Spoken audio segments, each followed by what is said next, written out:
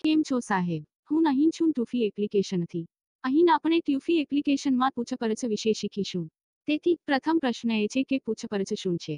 બરાબર. મૂળભૂત રીતે પૂછપરછનો અર્થ એ છે કે જ્યારે કોઈ નવો વિદ્યાર્થી જોડાવા માટે પૂછપરછમાં આવે છે, તે સમયે તમે તે વિદ્યાર્થીનો ડેટા તમારા સંદર્ભ માટે એપ્લિકેશનમાં સ્ટોર કરી શકો છો.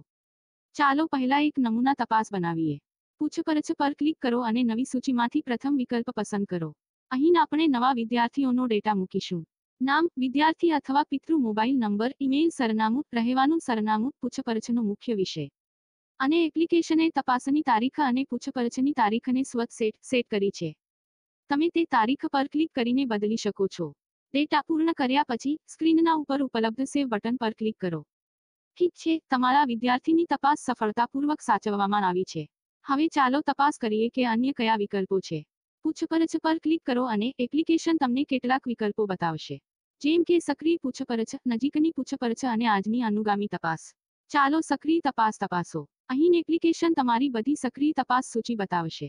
પૂછપરછ પર ક્લિક કરો અને એપ્લિકેશન તે તપાસની વિગતો બતાવશે. તમે સ્ક્રીનના ટોચ પર ફેરફાર કરો અને કા ડેલેટે નામખો વિકલ્પ શોધી શકો છો. તો પછી તમે તે વિકલ્પની નીચે વિદ્યાર્થીનું નામ જોશો. વિદ્યાર્થીના નામની નીચે તમે તપાસની તારીખ અને અનુવર્તી તારીખ જોઈ શકો છો. તમે તે તારીખોને ક્લિક કરીને તે તારીખને બદલી શકો છો. વિદ્યાર્થીના નામ ઉપરાંત તમે તપાસની સ્થિતિ જોઈ શકો છો. સક્રિય અથવા બંધ. તમે તે બટન પર ક્લિક કરીને પૂછપરછ બંધ કરી શકો છો. અને તે જ રીતે તમે તે બટનને ક્લિક કરીને તે તપાસને સક્રિય કરી શકો છો. તમે આ પૂછપરછથી તમારા વિદ્યાર્થીને કકેલ, સંદેશ, વોટ્સએપ અથવા મેઇલ કરી શકો છો. અહીં એપ્લિકેશન તપાસ વિગતો બતાવશે. અને આ વિદ્યાર્થી પૂછપરછ માટે તમે નોંધો ઉમેરી શકો છો. જુઓ કે હું અહીં શું કરી રહ્યો છું. એડ નોટ પર ક્લિક કરો અને એપ્લિકેશન તમારી નોંધ માટે પૂછશે. તમારી નોંધ ઉમેરો અને સેવ બટનને ક્લિક કરો. તેમજ તમે તમારી ભૂતકાળની તપાસની નોંધોને સંપાદિત કરી શકો છો. તેથી આ બધી તપાસ વિશે છે. અન્ય બે કાર્યો સક્રિય તપાસ જેવા જ છે. આજની પૂછપરછમાં એપ્લિકેશન ફક્ત આજની અનુગામી પૂછપરછ બતાવશે.